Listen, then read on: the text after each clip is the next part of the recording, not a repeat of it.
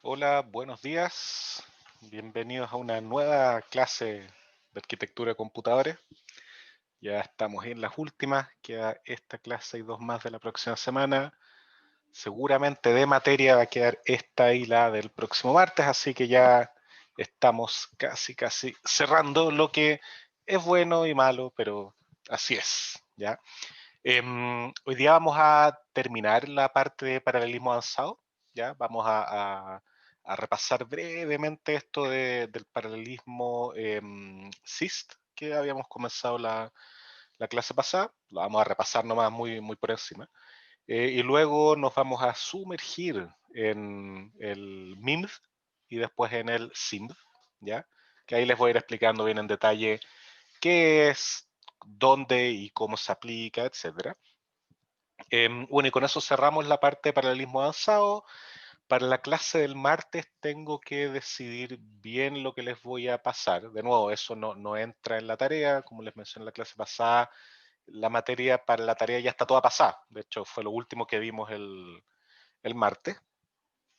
Pero para la clase del martes que viene tengo que ver si profundizo en el tema de la GPU o paso un poco de lenguajes de síntesis de hardware, ¿ya?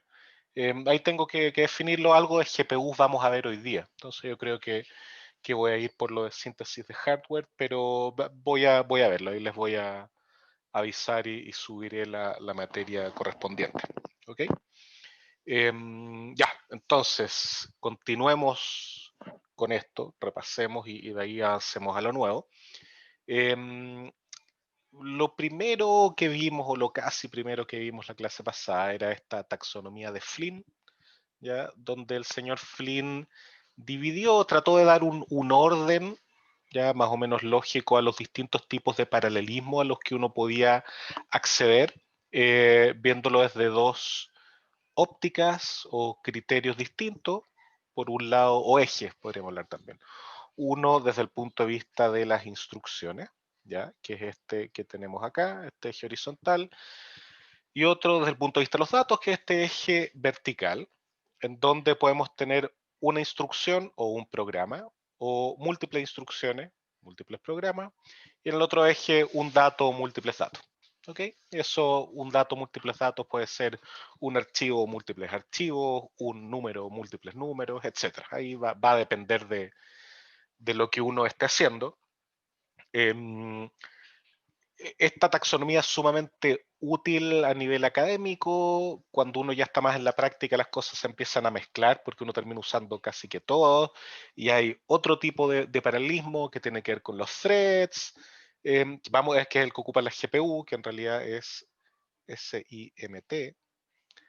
Pero lo vamos a ver más adelante en la clase. Ya, pero esta taxonomía sigue siendo súper práctica, súper útil para explicar ciertas cosas y ordenarse, para tener claras las diferencias, etcétera. ¿Ok? Entonces, habíamos partido con SIST, ya que les mencioné que era una generalización del paralelismo a nivel de instrucción que habíamos cubierto la semana anterior. ¿Ya? Y nacía de la idea de agregar unidades de ejecución extra, ¿ya? Nosotros vimos que el paralelismo a nivel de instrucción, si bien era un tipo de paralelismo, ya no era real en el sentido de que nunca ejecutábamos más de una instrucción de manera simultánea, ¿ok? Siempre había partes de instrucciones ejecutando simultáneamente, pero ninguna terminaba al mismo tiempo, ¿ok? Entonces uno se empieza a cuestionar eso y dice, bueno, ¿cómo puedo hacer que esto sí haga cosas al mismo tiempo? Y la primera idea que a uno se le ocurre, que como les mencioné en la clase pasada, también es algo que hemos ido tocando, desarrollando a lo largo del semestre desde una u otra óptica, es agregar unidades de ejecución extra. En este caso, una FPU, que vimos el ejemplo varias veces durante el semestre, y asociado a la GPU, perdón, a la FPU, tiene que ir un conjunto de registros para tipo de data float. ¿Ya? Y acá lo llamo un float register file. Entonces, teniendo eso, uno podría decir, pero fantástico, con esto tengo dos unidades de ejecución independientes, tengo mi ALU y tengo mi FPU. Por lo tanto, puedo ejecutar instrucciones de distinto tipo de manera independiente, Pero cuando uno se pone a analizar esto desde el punto de vista del pipeline, se da cuenta que no está pasando eso, porque a mí me gustaría que estas dos, o X con esta o con esta, ahí recuerden que les mencioné que porque sí, nomás habíamos dividido la ejecución del trabajo de la unidad de ejecución en tres etapas distintas. El tema es que nunca coincidía con la ejecución de números tradicionales, de números de tipo entero, por lo tanto no estábamos ganando nada en la práctica. ¿Ya? Em, y ahí uno podía revisar, chute, pero ¿por qué está pasando esto? Resulta que esto puede estar en paralelo, ¿ya? Porque esto puede estar en paralelo, write back también puede estar en paralelo, ¿ya? Puedo tener un MUX para los registros de entero y un MUX para los registros de float, sin ningún problema. Esto es paralelo también, ¿ya? La memoria no puede ser paralela porque voy a tener una memoria, tendría que modificar la memoria para leer y escribir en más de una dirección al mismo tiempo, que uno podría hacerlo, no hay mayor problema, pero no es el caso. No vamos a poner dos memorias, ¿ya? Esto está descartado de plano.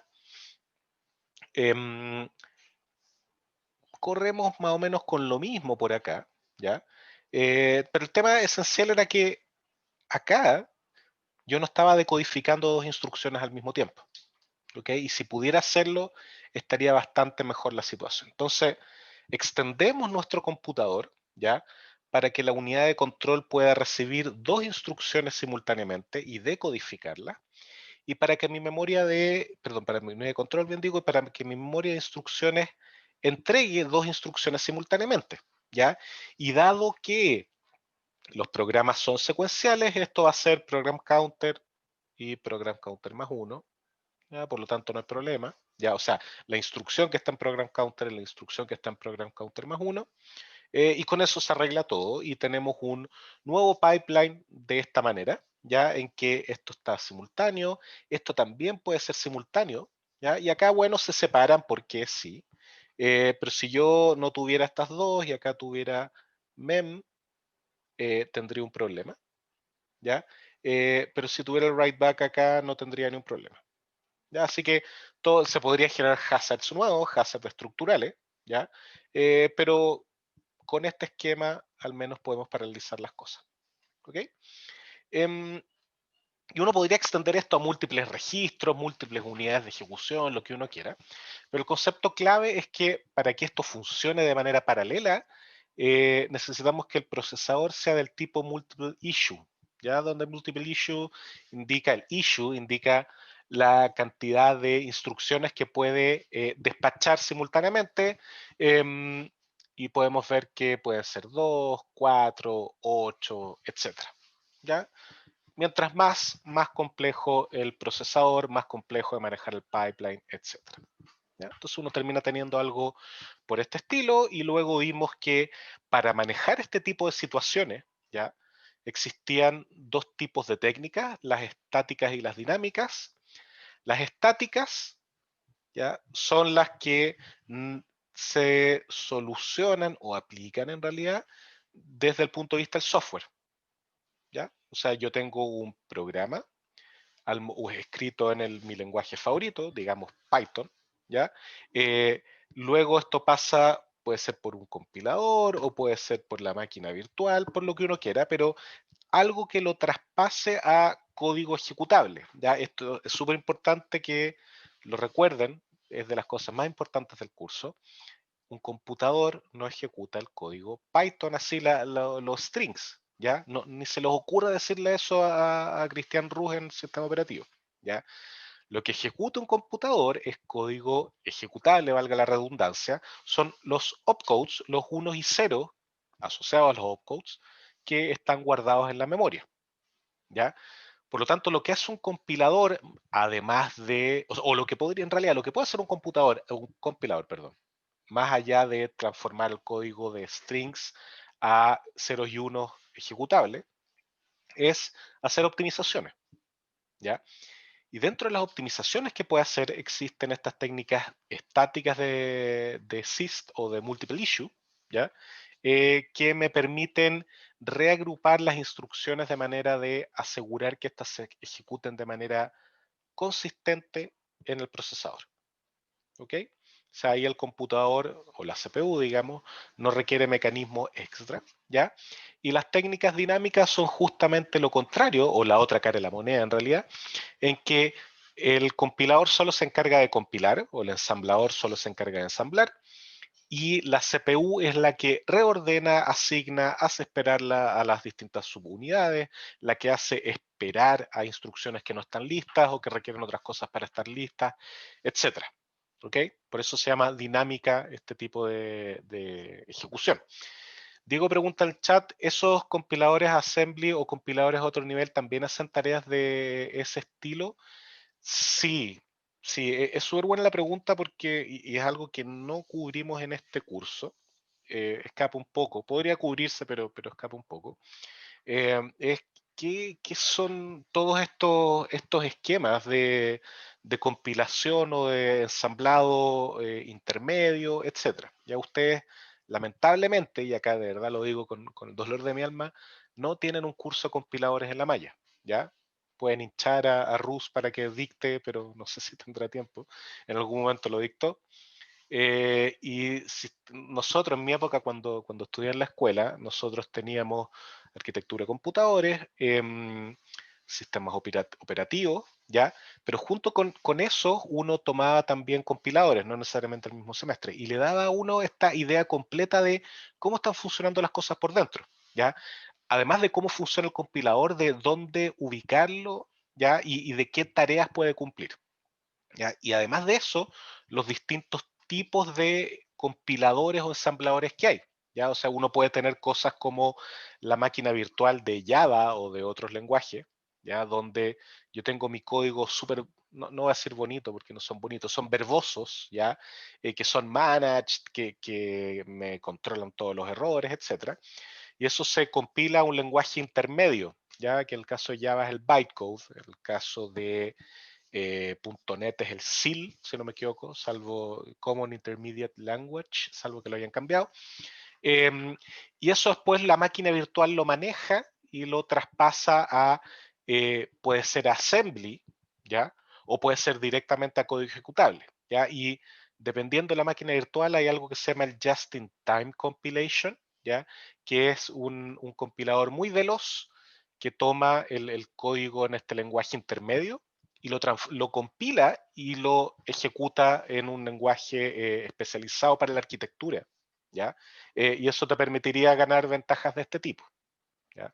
Entonces es bien complejo tocar eso en el curso porque se expande mucho el tema, pero resumiendo todo lo que he dicho, de una u otra manera, con la mezcla entre máquina virtual, compilador, ensamblador, etcétera, uno termina haciendo esto. Puede ser que por niveles de abstracción, puede ser que el assembler no se encargue de esto de asignar las instrucciones de manera estática, ¿ya? Pero resulta que la mayoría de los compiladores no compilan directamente al lenguaje de máquina, sino que generan un lenguaje intermedio que tiende a ser el assembly de la arquitectura. Luego el ensamblador, dado que es el que tiene el mayor conocimiento, es el que se encarga de ejecutar esto, ¿ya? Y última cosa con respecto a eso, ¿por qué uno podría pensar en tener esto de lenguajes intermedios, ensambladores, etcétera? Y es por lo siguiente, imagínense ustedes tienen distintos lenguajes, ¿ya? Y distintas arquitecturas, ¿ya? Entonces, chuta, ¿cómo hago yo esto? Yo tendría que compilar, si quiero que mi lenguaje A sea ejecutable en todas estas arquitecturas, tendría que compilarlo para todas estas, ¿ya? Y terminamos con una ensalada horrible. Pero resulta que si yo tengo un lenguaje intermedio, ¿ya? Que podría ser un assembly intermedio o algo por el estilo, yo compilo para acá, ¿ya? Y después yo después tengo un ensamblador potencial para cada arquitectura, ¿ya? Entonces desacoplo la complejidad, ¿ya? Y eso sirve mucho para masificar las cosas. Entonces, tiene hartas ventajas esto de manejar lenguajes intermedios, assemblies intermedios, etcétera. Ustedes se vuelven locos la cantidad de pasos que tiene un compilador, la cantidad de lenguajes intermedios, la cantidad de representaciones intermedias que tiene el código. Durante mucho rato en el proceso de compilación el código es un árbol. ¿ya? Decorado con lo que uno quiera, pero un árbol a fin de cuentas. Entonces, es bien interesante, lamentablemente no lo vemos, pero bueno, eventualmente en algún momento regresará en gloria y majestad este tema de compiladores. ¿Ok? Ya, entonces, vamos terminando el resumen. Las técnicas dinámicas, la más ocupada es la arquitectura superescalar, que se encarga de, o consiste en realidad en tener estas reservation units y commit units, ¿ya? Que se encargan las primeras de agrupar, reservar, coordinar las instrucciones de tal manera que puedan ejecutarse cuando tienen todos los prerequisitos cumplidos, ¿ya? Cierta instrucción que tiene que terminar antes, ciertos parámetros que tienen que llegar, etcétera. ¿Ok? Y cuando está listo lo envía y luego yo tengo una commit unit al final, ¿ya? Que recibe todas estas instrucciones ya ejecutadas que pueden haberse ejecutado en distinto orden debido a que tenían distintos prerequisitos y la unidad de reserva se encargó de demorarlo, ¿ya? Y la commit unit se encarga de traspasar a las siguientes etapas del pipeline el orden correspondiente para que todo se ejecute bien y no tener resultados inconsistentes. ¿Ok? Desde el punto de vista de hardware, esto es medio complicado no aterrizarlo, sino desagregarlo a algo más específico, ya porque se nos va en collera con lo que vemos en este curso. ¿Ok? Pero a nivel alto, a un nivel más abstracto, tenemos esto y se explica claramente cómo funciona. ¿Ok? Uno puede visualizarlo y entenderlo. Desde el punto de vista de las técnicas estáticas, la que es más utilizada por lejos es la VLIW, ya el Very Large Instruction Word, y en qué consiste en que el compilador o el ensamblador genera un paquete llamado bundle, ¿ya? De instrucciones que pueden ser ejecutadas en paralelo, ¿ya? O sea, el compilador o el ensamblador conoce muy bien la arquitectura de la CPU, la arquitectura del computador, ¿ya? Por lo tanto, sabe cómo armar este bundle de instrucciones, en qué orden las cosas, cuántas, etcétera, ¿ya? Entonces, lo choro es que la CPU recibe este bundle como si fuera una única instrucción, súper larga, ¿ya? No es que reciba 4 u 8, recibe una instrucción, ¿ok? Y la CPU llega, toma esa instrucción y la reordena, ya enviando cada subinstrucción al sector que corresponde. Entonces, un ejemplo de esto, una comparación de esto es, mira, yo tengo un esquema sin BLIW en que tengo 9 instrucciones, ¿ok? Cada una independiente, pero con BLIW yo podría decir, mira, ¿sabes qué? Mis bundles son de 4 instrucciones y yo las voy a agrupar de esta manera, 1, 6 y 7 NOP, ¿ya? Y ejecuto 1, 6, 7 inicialmente, luego NOP, NOP 3, 4, etcétera. ¿Y por qué ese orden? Bueno, porque el compilador, el ensamblador se dio cuenta de que esas instrucciones no tenían dependencia con las anteriores o entre ellas y podían ejecutarse en paralelo, ¿ya? Por lo tanto, tenía sentido hacerlo de esa manera, ¿ya? Es bastante complejo desde el punto de vista del software, ¿ya? Pero tenemos hardware más simple, ya más eficiente, que podría ser una ventaja. Todo depende con la óptica con que se mire. ¿Ok? Y ahí habíamos terminado lo de la clase pasada. Recuerden que les mencioné que la pregunta 4 de la tarea, que la subí el fin de semana, es de BLIW, ¿ya? Así que ya está toda la materia de la clase pasada, revísenla, traten de avanzar con tiempo, creo que la tarea es más corta que las anteriores. En particular, esta pregunta de la IW es una respuesta tiene una respuesta bastante sucinta y clara. Y la tarea no es excesivamente larga, debiesen poder alcanzar estimo yo al menos, de hacerla en el tiempo entregado. ¿Ya? Entonces, con esto habíamos terminado o íbamos a terminar con esto. El SIST claramente, este esquema tiene problema de complejidad, ¿ya? Porque para poder entregar un buen rendimiento y manejar todas las posibles situaciones complejas, ¿ya? Eh, se requieren procesadores muy, muy complicados desde el punto de vista de hardware, ¿ya? Hay muchas situaciones que manejar, ni siquiera con todo lo complejo que son ahora los procesadores son capaces de manejar todas estas situaciones, ¿ya? Por eso hemos tenido en los últimos años una secuencia o seguidilla de hackeos a nivel de hardware, ¿ya? Que se aprovechan de estas debilidades, se aprovechan de la ejecución especulativa, que es cuando es similar a lo que vimos de que la unidad de salto trata de adivinar si va a saltar o no, ¿ya? Em, y eso hace que sea muy complicado el manejo de esto. Esto implica de todas maneras un aumento en el costo, ¿ya? Y en el uso de energía, más hardware, más energía, ¿ya? Y una alternativa a esto, ya pensando así como tratando de solucionar el problema simple, es en vez de tener pocos procesadores o un procesador muy complejo, tener múltiples procesadores simples. ¿Ya? Es el otro lado de la recta. Ah, poco muy complejo, harto muy simple. ¿Ya? Lógicamente uno encuentra la solución entre medio, pero este approach es bastante atractivo. Y ese es el paralelismo MIMS, Multiple Instruction, Multiple Data, ¿ya? En que tengo múltiples procesadores o múltiples computadores viendo múltiples datos distintos, etc. ¿Ya? Y este esquema permite, el MIM permite potencialmente, ¿ya?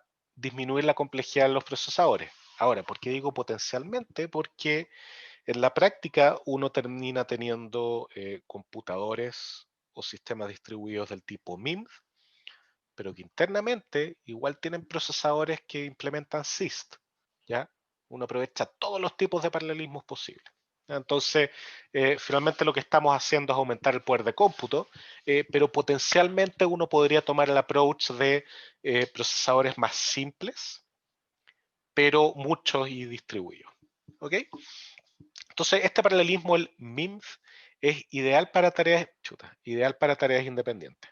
¿Ya? Yo podría tener múltiples procesadores, múltiples computadores, cada uno ejecutando cosas distintas, ¿ya? Y esto me va a entregar un throughput, o sea, un flujo de resultados muy alto. ¿Ya?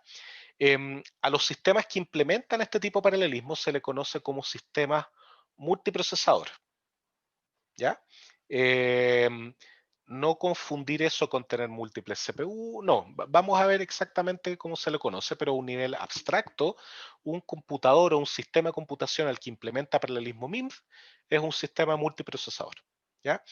Y los esquemas más usados de multiprocesamiento son el paso de mensajes y el de memoria compartida. Ahí vamos a ver cada uno de esos a continuación. No son nada fuera de este mundo, nada raro, pero conviene aclarar y definir de manera bien clara. ¿Ok? Entonces, un clúster, ¿ya? Donde en realidad escribí clúster y no expliqué lo que es un clúster. Un clúster es un conjunto de computadores, ¿ya? De cierto tipo, lo voy a comentar un rato más, que están interconectados en una red, ¿ya? Con una red tradicional de computadores, ¿ya? Y todos esos computadores están trabajando en unísono, ¿ya? Al mismo tiempo para solucionar una tarea, ¿ya? Ahora uno podría decir un clúster, no necesariamente todos los nodos, o sea, todos los computadores son múltiples computadores conectados, van a estar ejecutando siempre lo mismo, eso es cierto, pero potencialmente sí. Uno podría tener todo un clúster, o sea, todos los nodos de un clúster ejecutando la misma tarea, ¿ya? Em, de manera paralela, ¿ya? Y todos los nodos, pensemos que esto es un nodo, ¿ya? Esto es un nodo, es un computador, ¿ya? Todos los nodos están interconectados con todos los otros a través de una red, ¿ya? Una red tradicional. O sea, uno llega, agarra el cable Ethernet, lo conecta al router o al switch, etcétera, y así se van conectando los computadores, ¿ya? Este esquema, ya lo vamos a profundizar o detallar un poco más adelante, está en todos lados. De hecho, en el DCC tenemos un clúster súper potente, ¿ya?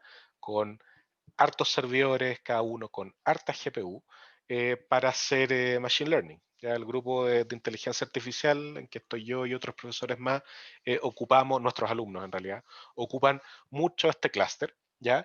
Que efectivamente es una serie de computadores conectados por red, donde cada uno de estos computadores puede tener una o más CPU, ¿ya? Eso lo voy a detallar un poquitito rato más, cada uno con su memoria propia, pero que pueden trabajar potencialmente al unísono para resolver una tarea, o yo podría tomar un nodo independiente y dejarlo para mí, ¿ya?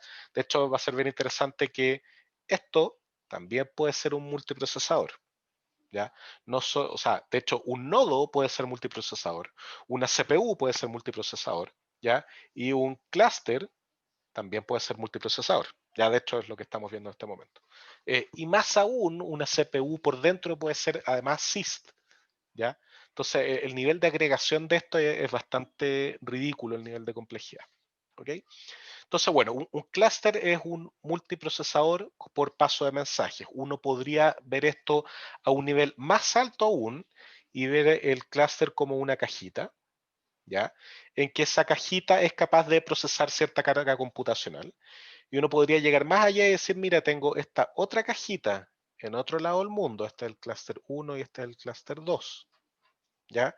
Y esos dos clústeres se comunican por una red, ¿ya? En este caso sería por una WAN, una Wide Area Network, no una LAN, que es una Local Area Network. Uno podría pensar en esto en una LAN, ¿ya? Esto podría ser WAN o una Internet. Ya cuando vean el curso de sistema operativo y redes van a entender un poquitito más las diferencias, pero en el fondo uno podría tener una red de mayor extensión geográfica, ¿ya? Y seguir teniendo un esquema, un multiprocesador que ahora está hecho de, donde cada multiprocesador es un clúster, ¿ya? Y ahí uno podría seguir creciendo en el nivel de agregación. ¿Ya? La única limitante o restricción acá es que tiene que tener una red de interconexión y cada uno de los procesadores se conecta a esta red. ¿Ya? Ahí Tomás da un ejemplo súper bueno de sistema distribuido o de cluster. No sé si es un cluster, pero sistema distribuido sí, que es el SETI at Home. ¿Ya? El SETI at Home es una iniciativa, creo que es todavía, eh, para encontrar no sé si encontrar vía extraterrestre, pero para analizar señales que vienen del espacio, señales de radio, que potencialmente podrían indicar que hay vida fuera del planeta. ¿Ya? Y ellos fueron muy inteligentes la NASA porque tomaron un approach distribuido en vez de decir, mira, yo voy a ocupar mis clústeres súper potentes que tengo, voy a utilizar los ciclos ociosos de toda la gente en el mundo. Entonces ellos entregaban un salvapantalla en esa época, que ya aquí se me cayó el carnet, pero muchos años atrás, cuando los monitores no eran de pantalla plana, ¿ya? Y eran estos grandes, como bien, bien grandes para atrás, requerían salvapantallas que eran esencialmente, ustedes ahora lo podrían ver como casi como algo del pasado o algo por ser interesante nomás, pero los salvapantallas que eran justamente cuando el computador dejaba de tener actividad, poner algo en la pantalla que estuviera moviéndose, servían para que los píxeles del monitor no se quemaran, ¿ya? Y estos se podían, más que quemarse, quedarse pegados en un color si es que la pantalla estaba fija en algo. ¿Ya? O sea, si yo dejaba esta slide del PowerPoint en mi monitor antiguo, mi CRT, por 10 horas, ¿ya? Era muy probable que cuando quisiera moverme me hubiese quedado marcada esta slide, ¿ya? Y no se hubiera borrado más, medio tenue, pero lo hubiera visto siempre, ¿ok? Y los salvapantallas servían para eso. Entonces, estos tipos se le ocurrió hacer un salvapantalla y después lo modificaron para adecuarse a los tiempos, porque ya con las pantallas de cristal líquido no es necesario tener eso. Entonces estos tipos ocuparon un salvapantalla en que por detrás, en los ciclos ociosos del procesador, analizaba las señales. Y llegaron a tener un sistema distribuido, una especie de clúster gigantesco, más potente que cualquier computador de la época. ¿Ya? Así que fue una muy buena idea. En estos momentos hay otra iniciativa que, si no me equivoco, se llama, y aquí más de alguien puede saber, es el Folding at Home. ¿Ya? Y el folding at home es lo mismo, ¿ya? Pero la idea es que para hacer el folding de moléculas, ¿ya? Para ver cómo se doblan, etcétera, que también requiere de mucho cómputo. Entonces el folding at home es como una iniciativa similar, pero con otro incentivo, ¿ya? Pero funcionan súper, súper bien, ¿ya? De hecho, hay otro tipo de clúster que uno podría llamarlo malware, que son estos, aparte de los botnets que hacen denial, o sea, distributed denial of service, están los que aún le roban ciclos ociosos al procesador para minar bitcoins. ¿Ya? Uno podría estar con eso y no se da cuenta. Sebastián indica en el chat, la pantalla de mi teléfono siempre queda con la interfaz de Instagram después de 5 minutos. Ya, ahora las pantallas actuales no tienen ese problema, ¿ya? No debiesen quemarse y tener eso, ya son bastante más modernas, así que no piense que se la van a quemar. Ahora, ¿por qué está quedando eso pegado de Instagram? Habría que ver, quizás están chupando ciclos ociosos para hacer algo. De hecho, Skype, esto no tiene tanto que ver, pero Skype antes, si uno lo dejaba abierto, ocupaba el computador de uno como router para redireccionar comunicaciones. ¿Ya? Entonces uno de repente veía que estaba ocupándose harto internet y era Skype que estaba ocupando el computador de uno para hacer su red. ¿Ya? Después lo cambiaron, etcétera, pero uno nunca sabe cómo están ocupando el computador de uno los programas. ¿Ya? Medio complicado tener control a esta altura. Entonces, bueno, un clúster es un ejemplo de este tipo de sistema distribuido o multiprocesador por paso de mensaje. ¿Ya? Nicolás pone un punto súper interesante. Esto de ocupar el computador para reaccionar es como lo que hacen los torrents, tal cual. ¿Ya? Tal cual. O sea, la red de torrents es un ejemplo súper interesante de este redireccionamiento de datos en que yo tengo muchos peers o estos pares, ¿ya? Que están redireccionando los datos para hacer una red más resiliente, más potente, en el caso de que algunos nodos se caigan, ¿ya? ¿Para qué se ocupa? Bueno, eso es otro tipo de problema o tema, pero torrent, la red de torrent, la red de BitTorrent es un muy buen ejemplo de esto. Ya es muy resiliente, muy útil, muy práctica, etc. ¿Ya? Así que súper buen ejemplo, Nicolás. Otro esquema de multiprocesador que les había mencionado es el con memoria compartida. ¿Ya? Y este permite una conexión muchísimo más rápida, una comunicación, perdón, muchísimo más rápida entre los nodos. ¿Ya? ¿Y en qué consiste un multiprocesador con memoria compartida? ¿Ya? Acá estamos hablando en general de que esto va a ser un computador. ¿Ya? Anteriormente, voy a retroceder una slide, esto era un clúster, ¿ya? Donde cada uno de estos nodos era un computador. ¿Ya? El multiprocesador por memoria compartida, yo voy a decir que esto es un nodo. ¿Ya? Y es un nodo que tiene múltiples procesadores, ¿ya? Donde tengo solo una memoria, ¿ya? Y estos procesadores están conectados a esta memoria mediante una red de interconexión, ¿ya? Pero esta red no es una red tipo LAN, Wi-Fi o WAN, no, es una red, ¿ya? O un bus, en realidad, esto en realidad podríamos llamarlo como un bus, en realidad un bus de interconexión, ¿ya? Es algo que tenemos internamente en nuestra placa madre, ¿ya? Que nos permite conectar múltiples CPUs con una única memoria.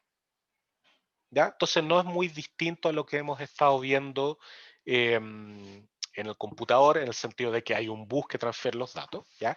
Pero acá el objetivo de este bus es el paso de mensajes a través de la memoria, ¿ya? Si yo tengo múltiples nodos, múltiples computadores que tienen que sincronizarse, ¿ya?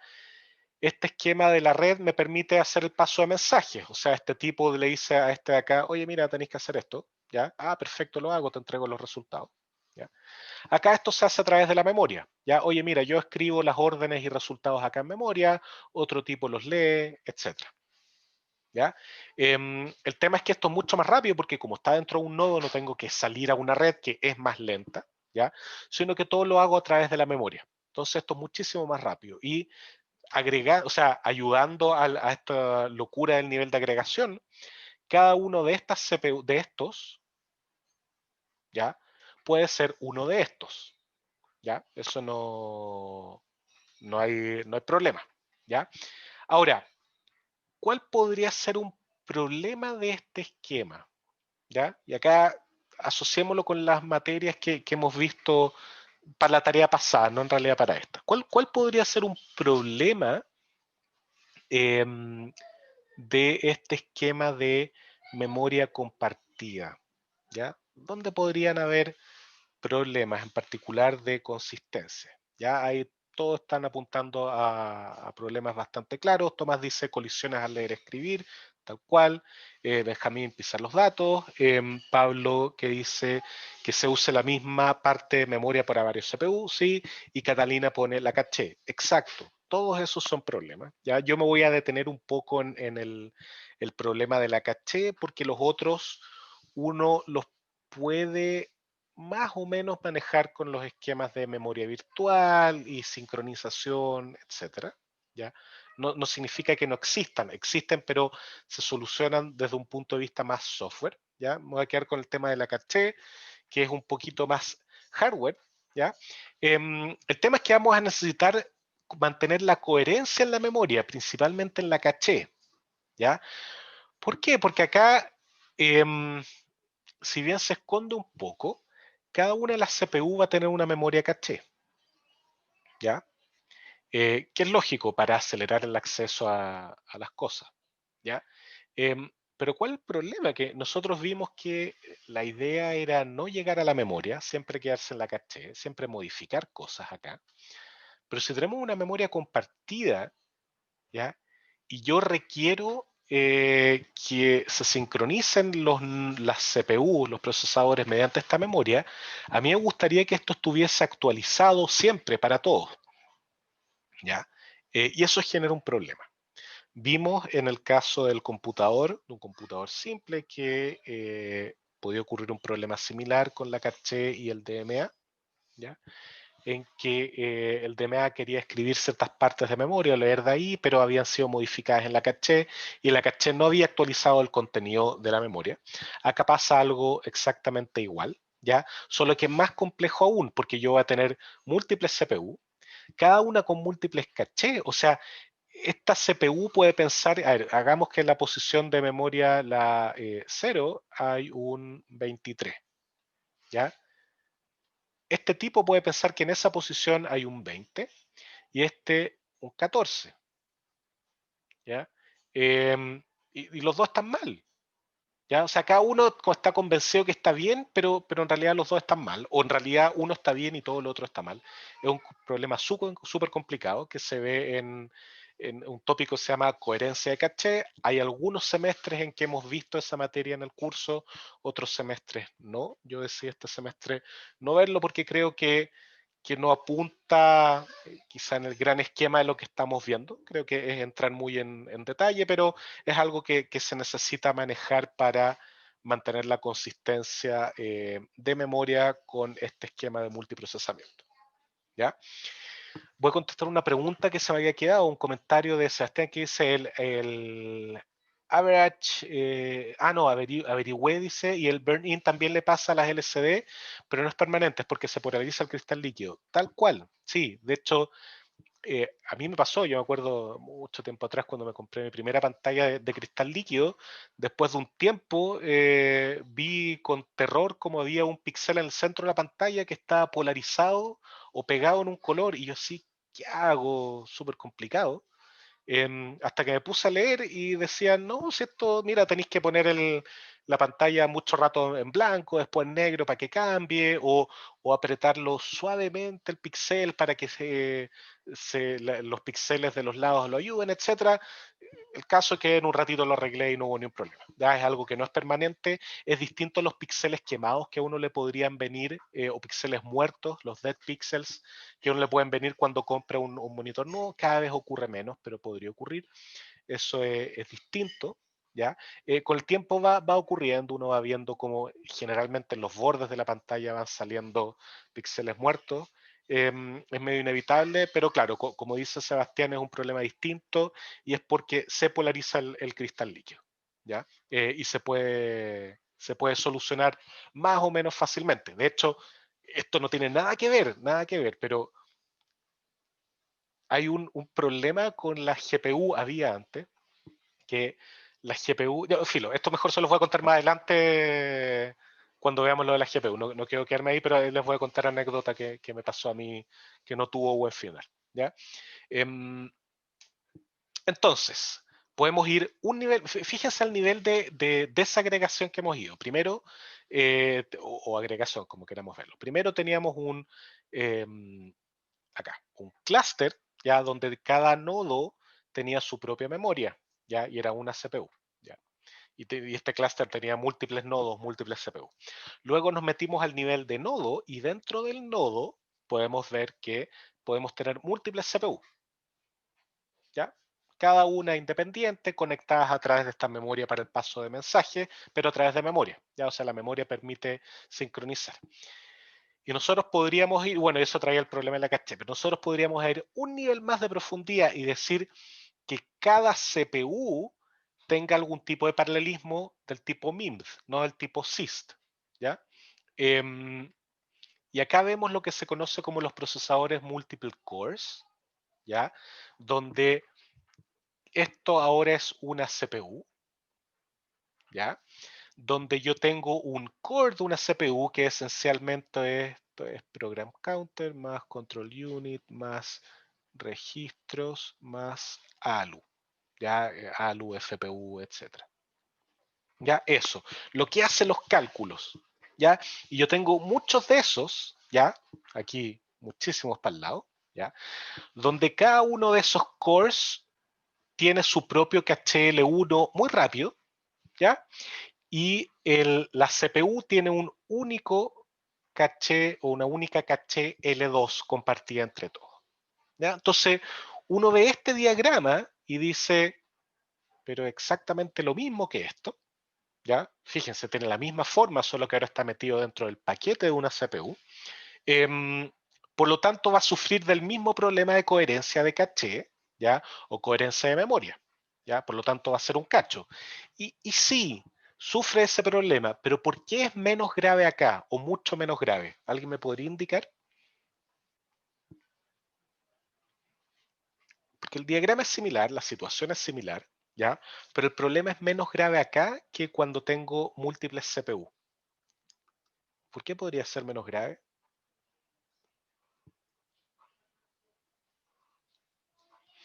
Pablo dice, porque no está la memoria, sino una caché, exactamente. ¿Ya? Y es porque, si bien, ok, el primer nivel acá va a ser caché, caché, caché y, chuta, hay que ver, perdón, caché y caché. El tema es que el segundo nivel, que en el caso anterior en la memoria, acá va a ser otra memoria caché, que es más rápida, que es mucho más pequeña, ¿ya? Y yo puedo mantener todo mucho más controlado. Tengo mayor control sobre eso. Más encima podría tener potencialmente, no es necesariamente verdad, pero menos cores que CPU. Eso no es tan así en la práctica, ¿ya? Pero esto se puede manejar de mucho mejor manera con algoritmos mucho más rápidos porque voy a tener hardware mucho más rápido. Por eso esto tiene mucho sentido hacerlo, ¿ok? Entonces, este esquema conceptualmente es igual a esto, ¿ya? Solo que acá lo que va a compartirse es la memoria caché L2, que es bastante rápida, ¿ya? Entonces, si uno va para atrás y uno dice, chuta, yo parto con un clúster que tiene múltiples nodos, ¿ya? Donde cada nodo puede tener múltiples CPU, ¿ya? Y donde además cada CPU puede tener múltiples núcleos, ¿ya? Entonces el nivel de anidamiento de esto, el nivel de paralelismo que podemos hacer es ridículo, ¿ya? Perdón, era este, es completamente ridículo, ¿ya? Y las siguientes dos slides me van a ayudar a ejemplificar un poquitito esto con números, ¿ya? ¿Cómo se les ocurre a ustedes, y acá en realidad no debía haberlo planteado como pregunta, sino que lo voy a responder yo mismo, cómo era un computador, un supercomputador, perdón, ¿ya? Hace 30 años, ya ustedes son de verdad demasiado jóvenes para esto, pero el 94, creo, 93, cuando se estrenó Jurassic Park, ¿ya? Em, ustedes ya, o sea, para ustedes es Jurassic World, pues, pero para mí que soy viejo era Jurassic Park. Eh, pero aparte de ser un hit, porque ok, eran tres, etcétera, uno siempre puede criticar la calidad desde el punto de vista del cine, etcétera, pero ok. A mí me pareció una película súper entrete, lo pasé muy bien, pero era un cabro chico, de haber tenido, no sé, 10, 9 años, algo así. Pero el punto importante era que se había hecho con los efectos especiales con supercomputadores Silicon Graphics, ¿ya? unas estaciones de trabajo que les llamaban SGI, ¿ya? No me acuerdo qué era la I, pero era Silicon Graphics Integrated o algo por el estilo. Y era fantástico, todos alucinando con los dinosaurios, etcétera. Uno lo ve ahora y si bien se mantiene razonablemente bien, puede notar los problemas o cómo era la técnica en ese tiempo, ¿ya? Pero era lo último que se tenía en cuanto a supercomputadores, ¿ya? O sea, tener eso era increíble, costaban cientos de miles de dólares, etcétera, ¿ya? Em, y, y uno analizando eso, comparándolo con la ahora, se da cuenta de lo distinto que son. Entonces, en esa época, ya, los problemas que se solucionaban requerían pocos datos, ¿ya? Por ejemplo, hacer el renderizado de estos dinosaurios en 3D, ¿ya?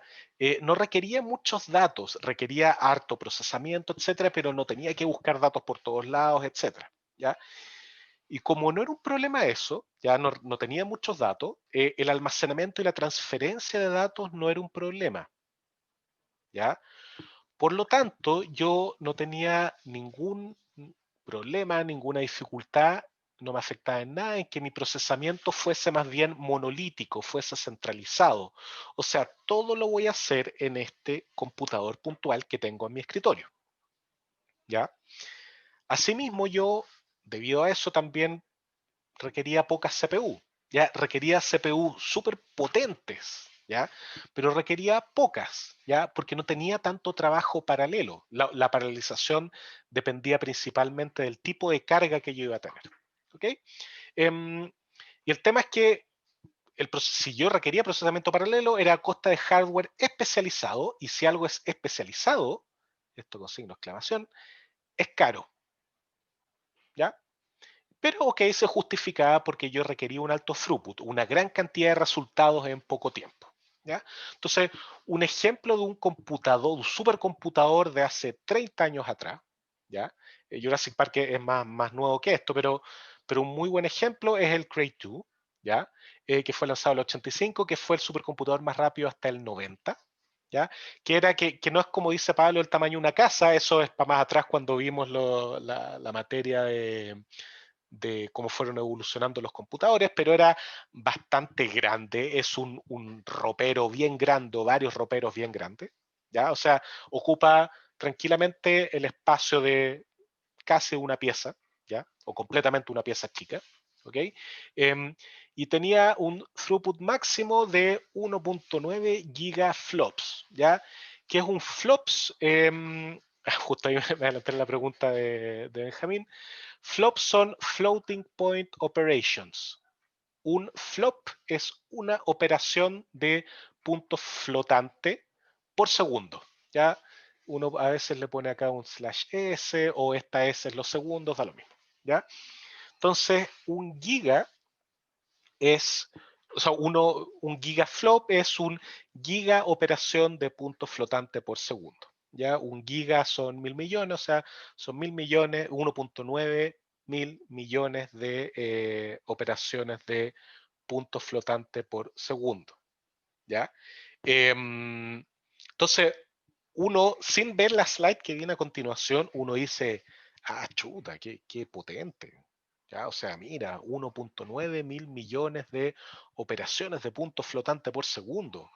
¿Para qué necesitaríamos siquiera más poder de cómputo que esto? No se me puede ocurrir. Bueno, resulta que 1.9 gigaflops no es nada, ¿ya? Yo supongo que ahora un refrigerador, un microondas tiene 1.9 gigaflops, a esa altura estamos, ¿ya? Ahí José Manuel pone un dato súper interesante sobre las consolas nuevas, la Series X de Xbox, que tiene 12 teraflops, ¿ya? Lo que es una locura, ¿ok? Pero comparémoslo con un poquitito, vamos más en detalle a esos números, veámoslo con cómo son los supercomputadores en la actualidad, ¿ya? Em, ¿Cómo son? Bueno, el procesamiento es completamente distinto, ahora es distribuido porque tenemos grandes volúmenes de datos, ¿ya? Y además porque el tener procesamiento distribuido, ¿ya? Nos permiten cambiar nuestro esquema de tipo de computador a un computador especializado, ¿ya? Cambiar de un computador muy especializado o muchos computadores genéricos de menor costo, lo que se conoce como commodity hardware, ¿ya? Es computadores casi comunes y corrientes que uno puede conectar en paralelo, ¿ya? En un clúster, ¿ya? Para tener procesamiento distribuido, ¿ya? Y se adecua mucho más a las cargas de cómputo actuales, que son muchos datos distribuidos en muchas partes distintas, ¿ya? Entonces tenemos miles de nodos, CPUs y núcleos, miles, ¿ya? O sea, los supercomputadores modernos tienen miles de nodos, ¿ya? Cada nodo varias CPU y cada CPU varios núcleos, ¿ya? Em, Tenemos procesamiento altamente paralelo, ¿ya? Y el foco es en un alto throughput, o sea, muchos resultados por segundo, ¿ya? Em, Escalabilidad, ¿ya? O sea, si yo quiero tener más potencia, le meto más computadores nomás, no hay ningún problema. Y robustez, si se me cae un computador porque es de commodity hardware, que es hardware más común, un poco más barato, mis resultados no van a alterarse y rápidamente puedo cambiar ese nodo por uno nuevo, ¿ya? Y el tema es que como tengo muchos datos, almacenamiento y transferencia son un problema, ¿ya? Entonces yo requiero en mis supercomputadores modernos solucionar ese tipo de problemas. Em, y como son un ejemplo, bueno, aquí debiese actualizar este slide, pero yo creo que cumple el punto. El Tianye 2, que era un computador chino lanzado el 2013, fue el más rápido del mundo hasta el 2016, ¿ya? El throughput es de 33.86 petaflops, ¿ya? Acá yo soy bien malo para estos nombres, pero tenemos mega, giga, tera, creo que después vienen los peta, ¿ya? O sea, estamos hablando de hartos órdenes de magnitud más, muchísimos órdenes de magnitud más, ¿ya? O sea, son creo que millones de veces más rápido, ¿ya? Tiene 16.000 nodos, ¿ya? Voy a retroceder un poco. Acá tenemos 8 miserables CPU, ¿ya? Los celulares en la actualidad tienen 8 CPUs con 8 núcleos, ¿ya? Em, Esto tiene 16.000 nodos, ¿ya? En promedio, cada nodo tiene 88 gigas de RAM, ¿ya? En total hay más de 3 millones de núcleos, ¿ya? Y sumado el total son 1.375 terabytes de memoria RAM, ¿ya? Y aunque no me crean, hay simulaciones o simuladores que ocupan toda esta potencia de manera simultánea y quedan cortos, ¿ya? Por ejemplo, simuladores de la actividad neuronal, de la sinapsis, ¿ya? En la actualidad somos capaces, como humanidad, de simular unos cuantos segundos de actividad neuronal, de simular un cerebro, ¿ya? No nos da, necesitamos muchísimo más poder de cómputo para eso. Así que es bien las simulaciones de fluido también, como dice Benjamín, o sea, Navier-Stokes sigue siendo un problema enorme, aunque en la actualidad se están ocupando redes neuronales para resolver esas ecuaciones diferenciales, que está funcionando bastante bien. Es un tema súper interesante, ¿ya? Y bueno, como ahí dice Tomás, mi código mal hecho se usaría toda esa RAM. Es probable que a muchos nos pase ese tipo de cosas. Así que, de verdad, es una cantidad de memoria y de procesamiento ridículo lo que se tiene en la actualidad. Hay una lista que se llama la Top 500, que recoge los 500 supercomputadores más potentes, pueden revisarla y ver las capacidades de cada uno de estos supercomputadores. Es una ridiculez. Y por supuesto, no hay ni uno tan potente en Chile. Hay computadores potentes, hay unos en la Chile, etcétera, que no son para Machine Learning como lo que hacemos nosotros, pero son bastante potentes, ¿ya? Y bueno, nos quedan 20 minutos, vamos a terminar con SIMD, ¿ya? Que es Single Instruction Multiple Data, ¿ya? Son unas pocas slides y de ahí les cuento mi anécdota con la GPU, si alcanzamos. Y el paralelismo SIMD se da de manera supernatural en múltiples problemas, ¿ya? Y consiste en la ejecución del mismo programa, el mismo código, ¿ya? La misma instrucción, sobre múltiples datos distintos, ¿ya? O sea, yo tengo hartos, por ejemplo, una gran parte de la memoria RAM con números que yo tengo que procesar y a todos tengo que hacerle los mismos, elevarlos al cuadrado. Bueno, una instrucción SIMD, a todos esos le hace la misma instrucción de manera simultánea, ¿ya? Y esto lógicamente tiene ventaja, ¿ya? Y este tipo de operación se da de manera súper natural en cálculos matriciales y vectoriales. O sea, todo lo que es álgebra lineal disfruta, por decirlo de alguna manera, con el paralelismo del tipo SIMD, ¿ya? Y gran parte de los cálculos en Machine Learning, si no todos, ¿ya? Son con instrucciones de este tipo o con cosas de la GPU, la renderización de gráficos, como dice Benjamín también, ¿ya? De hecho, voy a tocar levemente ese tema más adelante y en la clase de GPU, que yo creo que si no la hago, por último les voy a dejar las slides arriba, es algo que es básico, ¿ya? Y para hacer uso de esto vamos a necesitar hardware especializado, ¿ya? Para sacar provecho de este tipo de estructura en los problemas, ¿ya? Yo necesito hardware especializado que me permita ejecutar esto en paralelo, ¿ok? Y lógicamente Intel provee en su CPU este tipo de hardware especializado desde 1990, lo tengo en el otro slide, 1997 con las instrucciones MMX, ¿ya? Y que son en esencia esas instrucciones MMX que después se llamaron SSE o SEE, no SSE, y ahora se llaman ABX, y no sé, le siguen cambiando el nombre. Son en esencia dos cosas. Uno, registros especializados muy grandes y dos, operaciones especializadas en esos registros, ¿ya? Entonces, por ejemplo, una operación escalar, como se conoce, en la CPU es tomar un valor de una memoria o un registro, otro, y sumarlos y obtengo el resultado, ¿ya? El procesamiento SIM es agarrar múltiples, fíjense, desde A1 hasta A7, por ejemplo, desde B1 hasta B7, y sumarlos o aplicar la operación a todos esos de manera simultáneamente, ¿ya? Y obtengo todo esto de una. Lo que es fantástico, acelera mucho las cosas, ¿ya? Imagínense un producto punto, ¿ya? En que yo tengo que multiplicar y sumar todas las cosas, ¿ya? Si yo tengo la multiplicación de todos estos de manera simultánea, ¿ya? O de gran parte de estos números de manera simultánea, o sea, acá en vez de tener la suma, yo tengo la multiplicación, ¿ya? Y después tengo la suma de todos los resultados, en vez, así, esto sería fantástico. ¿Ya? Y eso efectivamente es muchas veces lo que se hace. ¿Okay? Pero este más o menos es el esquema. Hay más instrucciones aparte de la suma y la multiplicación. Ya hay instrucciones lógicas, etc.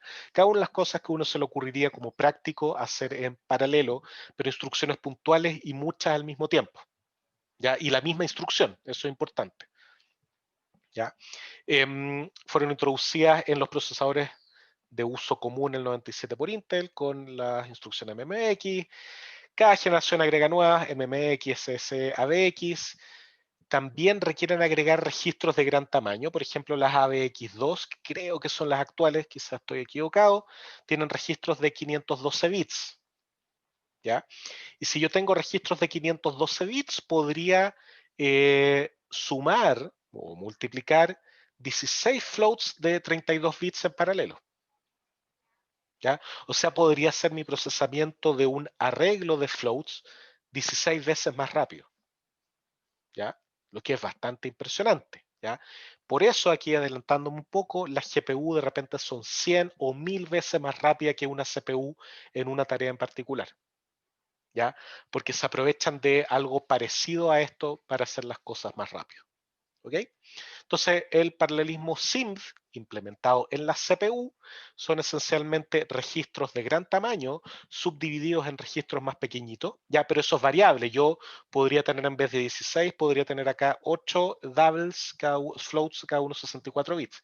Y se puede hacer, ya, esto es más o menos libre, ¿ok? O 4 double de 128. ¿Ya? Esto en general se podría hacer.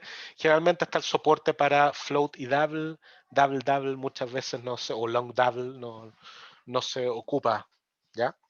Pero eventualmente uno podría pensar que sí. Entonces, eso es el paralelismo SIM desde el punto de vista de la CPU. Uno también podría pensar en un paralelismo SIM desde otro punto de vista, que va a ser la GPU, ¿ya? Y en ese caso se conoce como SIMD, que es Single Instruction Multiple Thread, no Data, ¿ya? Y vamos a ir en detalle qué significa. Entonces, primero, ¿qué es la GPU? ¿Ya? Acá, agarrándome todo lo que me aprendí el semestre, dado que una GPU no es una CPU y no es una memoria, obligatoriamente es un dispositivo de input-output. ¿Ya? Entonces la GPU es un dispositivo de input-output especializado en cómputos masivamente paralelos, ¿ya?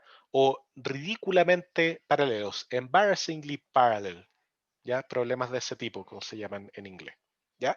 Y tiene su origen en la aceleración de contenidos gráficos en 3D. ¿Ya? O sea, ya voy a explicar un poquitito más, pero esencialmente y originalmente era eso, ¿ya? Ya sea para juegos o para hacer películas tipo Pixar o cosas por el estilo, ya efectos especiales, pero en algún momento, y estoy hablando esto del año 2007, ¿ya? Algunos investigadores se dieron cuenta que podían ocupar la GPU tal cual como estaban para hacer cálculos de álgebra lineal. ¿Ya? Y ahí empezó la explosión de esto. De hecho, esto creo que se los conté, pero para darme un poquitito de color, cuando yo hice terminé mi tesis de magíster en el 2009, fui la primera persona en la universidad, yo creo, que ocupó la GPU para hacer cálculos y no para cosas de gráficos, ¿ya? Ahora, no tenía tanta gracia en realidad, o sea, era gracia porque ya un sujeto en Chile hizo esto y en Chile nadie lo hace, eh, pero en el mundo ya lo estaban haciendo y ya existía CUDA, que era este framework de NVIDIA para hacer estos cálculos, pero bueno, al menos en Chile en la U no se estaba haciendo eso. ¿Cómo trabaja una GPU?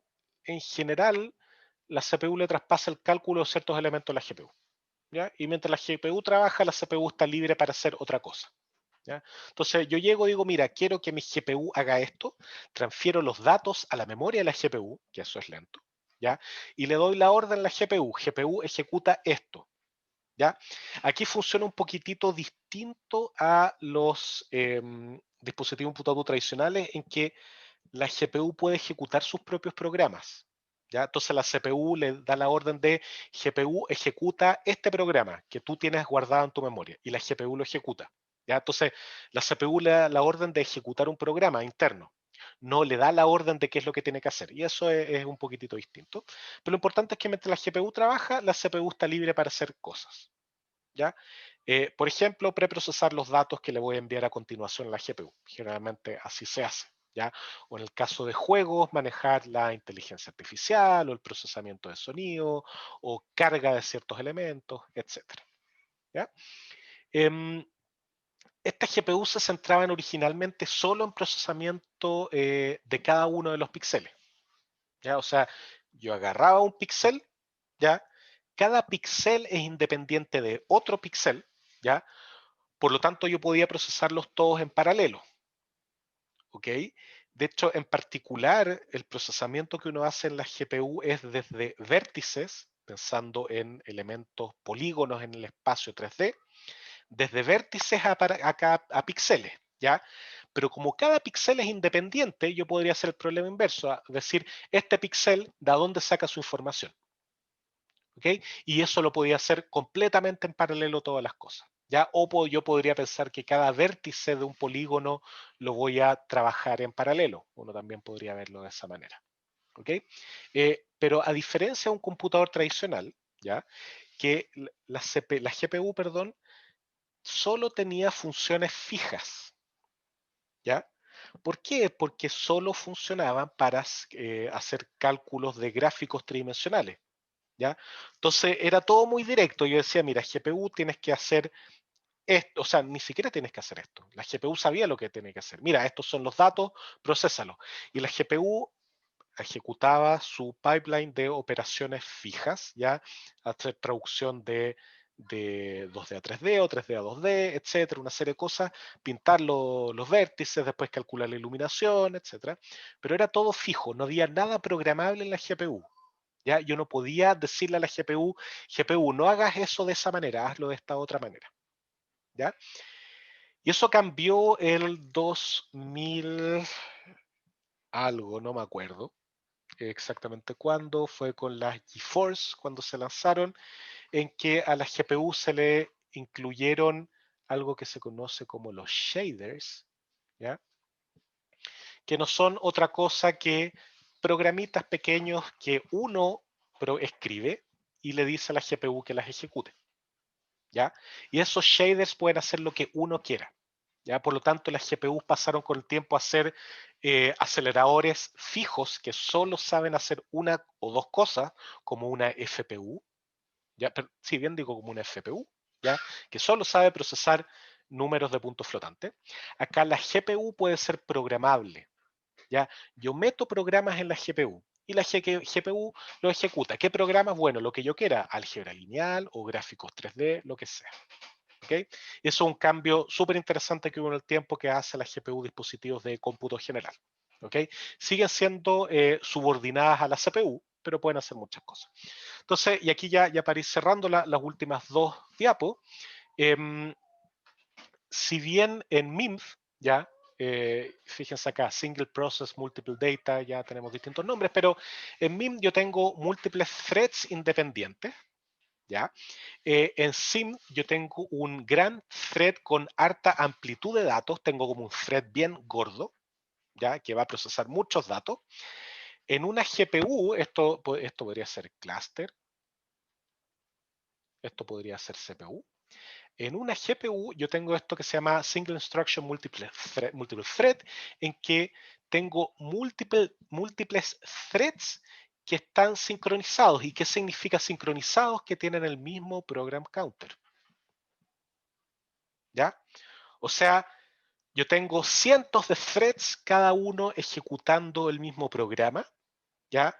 Cada uno trabajando con distintos datos, ¿ya? Y ojo, acá es programa en SIMD, ¿ya? Generalmente estamos hablando de instrucción. Acá yo estoy hablando en general de programas. Acá en realidad uno debería pensar en SPMT, ¿ya? Todos mis threads están ejecutando el mismo programa, todos en lockstep, que se llama, que todos van al unísono ejecutando el mismo program counter, ¿ya? Pero todos trabajando sobre datos distintos, ¿ya? Por lo tanto, esto lo hace súper potente, ¿ya? Y si uno analiza los pros y contras de eso, uno ve que una CPU multicore o un clúster podría tener esta arquitectura. La arquitectura SIM es X80, perdón, lo chueco, X86 SSE ABX, y esto es una GPU. Que Pro tiene, el primero es de propósito completamente general, puedo hacer lo que yo quiera, ¿ya? En SIMD tiene la ventaja que yo puedo mezclar código secuencial y paralelo, como son instrucciones paralelas, yo puedo ocuparlas de repente. Y la GPU, que la lectura y escritura es más eficiente y rápida, porque yo tengo muchos threads haciendo cosas, ¿ya? ¿Cuáles son las desventajas del MIMF? Que es malo para el paralelismo de datos, ¿ya? Porque voy a tener múltiples, si tengo que leer muchos datos, necesito múltiples núcleos, etcétera, ¿ya? En SIM, la escritura, perdón, y lectura de memoria son complejas, ¿ya? Por lo que vimos de la consistencia o coherencia, ¿ya? Y en SIMT, ¿ya? O SPMT, tenemos el problema de que hay latencia de memoria y divergencia de código. ¿Qué es la latencia de memoria? Es que la memoria va a ser mucho más lenta que los threads, ¿ya? Por lo tanto, yo voy a buscar que todos los threads lean de la misma parte de memoria para yo traerme un bloque de memoria completo, ¿ya?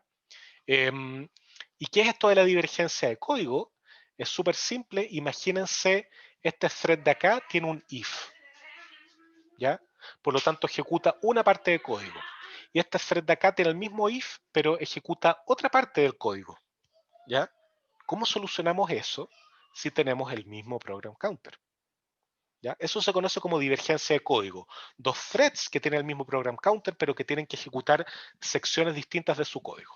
Y ahí hay diversas técnicas. Una es tener máscaras de ejecución en que, ok, todos ejecutan todo, pero algunos tienen máscara cero en esas líneas de código, que significa que no pescan el resultado y otras sí. ¿Ya? Es un problema súper complejo al que se enfrentan las GPU. Y finalmente, ¿ya? Y con esto voy a terminar y voy a motivar la anécdota. Una GPU tiene múltiples cores de GPU, ¿ya? Y cada uno de estos cores de GPU, ¿ya? Se ve de esta manera, que tienen múltiples procesadores simétricos, ¿ya? Cada uno hace lo mismo. O sea, cada uno, si en realidad hace lo mismo, podría no hacer lo mismo, pero acá tengo múltiples threads por cada uno de estos procesadores, tengo memoria caché para cada uno, tengo registros para cada uno, etcétera. ¿Y cómo se hace esto para que sea de un precio alcanzable? Porque yo tengo cientos o miles de pequeños procesadores, ¿ya? Es que cada uno es muy simple, ¿ya? A diferencia de un núcleo de una CPU que es complejo, acá yo tengo cosas muy, muy simples, pipelines fijos, etcétera. Por lo tanto, sí puedo hacerlo, ¿ok? Ya, y para motivar la anécdota que alcanzamos estos últimos 2 minutos, las GPU tienden a cambiar su temperatura muy rápidamente, ¿ya? De hecho, dado que no se están ocupando constantemente, salvo, no sé, que uno esté jugando o haciendo procedimiento de Machine Learning, la GPU llega, de repente sube rápidamente su temperatura para ejecutar lo que tiene que hacer y cuando terminó baja la temperatura, ¿ya? Y esto térmicamente, o desde el punto de vista de materiales, es súper malo porque nunca yo voy a querer que un material suba y baje de temperatura muy rápido, ¿ya? Porque me produce problemas en la soldadura, ¿ya? Las soldaduras aumentan y disminuyen su tamaño, se dilatan, ¿ya? Y esto podría generar problemas de que en algún momento con todos estos cambios, una soldadura deje de hacer contacto, ¿ya? Y eso es un problema que pasaba mucho en la GPU antigua, ¿ya? Y obviamente a mí me pasó, en algún momento de repente las cosas no me funcionaban, me aparecía cualquier basura en pantalla y yo dije, chuta, voy a tener que cambiar la GPU, esto es caro, estoy hablando hace como 10 años atrás, no, no tanto, 7, 8 años atrás. Y bueno, como todo humano, me puse a buscar en Google como si podía arreglarse esto y encontré algo que se llama el GPU baking, ¿ya? O sea, hornear la GPU, ¿ya? Y chuta, ¿qué es eso? Resulta que uno puede arreglar esto en muchos casos, decía casi todo, metiendo la GPU al horno, ¿ya? Durante cierto rato, cosa que las soldaduras se expandieran nuevamente, suavemente, ¿ya? Y después se enfriara esto suavemente, cosa que quedaran bien puestas y no cambiaran de tamaño muy rápido. Y dije, date, pues listo, acá tengo el arreglo para mi GPU. Eh, metí con todos los cuidados, vino tanta temperatura, busqué muchos tutoriales, pero obviamente no funcionó, po, ya, o sea, obviamente metí la GPU al horno, lo puse a una temperatura adecuada, empezó a salir un poco olor no a quemado, pero a algo medio raro, no vi nunca nada quemado, ¿ya? Lo metí en mi computador y no pasó nada, ahora ni siquiera mostraba nada, así que dije, ya, ok, fregué, nada que hacer. Em, pero las GPU no eran tan caras como ahora, ¿ya? Eso es bueno. Eh, pero me atreví, no tenía nada que perder tampoco. Em, pero bueno, no funcionó. No lo voy a hacer de nuevo nunca más. Em, pero mucha gente sí le ha funcionado, así que si alguien tiene una GPU vieja que no sabe por qué falló, traten, si es que no tienen nada que perder. Eh, pero no sé, no lo recomiendo tanto. Em, Bueno, ahí Tomás dice que tiene una GT 710 que tiene que hacer revealing, pero claro, no la pienso meter al horno. Totalmente de acuerdo, no lo hagas, que la experiencia del profesor les sirva de ejemplo, a menos que no les importe perderle una GPU antigua, etcétera, ¿ya? Yo creo que esa GPU la tengo en algún lado, de hecho debería donarla a algún museo del DCC como GPU horneada que dejó de funcionar, murió heroicamente, algo por el estilo. Así que eso, ya, cerremos la clase con la anécdota. Em, no sé cuándo les voy a anunciar qué materia vamos a ver el martes, pero no entra en la tarea, así que va a ser más bien una clase útil, no sé si para la vida, pero para aprender esto de todas maneras, pero va a ser miscelánea, ¿ya? Así que eso, pues dejemos la clase hasta acá. Les agradezco el tiempo, me pasé un poquitito, pero creo que la historia valía la pena. Al menos yo recuerdo con mucha diversión la historia. El momento no estaba chato, pero ya pasó y ahora me río y soy capaz de contarla en clase. Así que eso, pues nos vemos el martes. Recuerden que el lunes tienen ayudantía. Vayan, porque siempre es útil para aprender más y para las tareas. Y el martes vamos a ver un poco de materia y dependiendo del tiempo si alcanzamos el martes, pero de todas maneras el jueves va a ser sesión de preguntas y respuestas para la tarea y de materia. Así que eso, pues, cuídense mucho, nos vemos el martes. Chao, chao. Chao, profe. Profesor, Chao. Sí, dime. ¿le puedo hacer una pregunta sobre la tarea? Sí, por supuesto, dale. Que en la pregunta 3 Ujú. tenemos que, no, la 2, perdón, que tenemos que hacer el código de la matriz Sí. y hacer la suma de los elementos que no son cero. Ujú. Dice que si la suma llega a ser más de 255, tenemos que truncarla. Sí. Pero mi problema es que no sé cómo llegar a 255, a más de 255 como elementos en una matriz, porque mi memoria solo llega a 255 y necesito otros registros para como tener como un puntero y eso.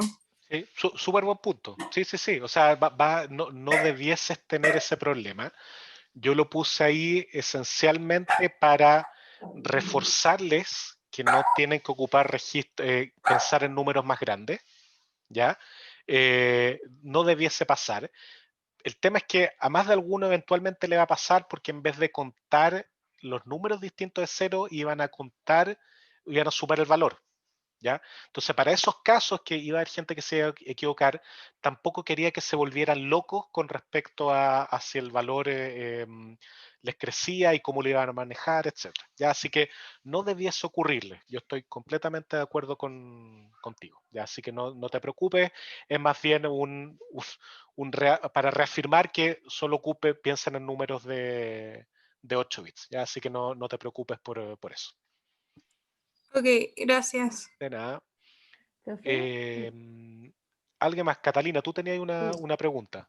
sí, de la 4 que en Dime. verdad solamente quiero saber si entendí bien el enunciado, pero en el fondo tenemos que, como, en base como a ya, la complejidad de predecir el tema de los saltos, Ujú. hay que ponernos como en el caso de una ISA Blue y como explicar como por qué también ahí es complejo O no es o por qué puede complejo, no ser o cómo complejo. podría Ah, enfrentarse el problema, etcétera. El fondo es, piensa cómo se ve este problema desde el BLIW, ¿ya? ya, Que, que, a ver, no que lo causa, está claro que lo causa, pero cómo se puede enfrentar, es mejor, peor, etcétera. Es eso, ponerse en la situación y ver cómo enfrentarlo.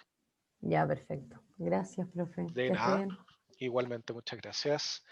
Ya pues, dejemos hasta ahí la clase. Como les mencioné, nos vemos el martes. Chao, chao.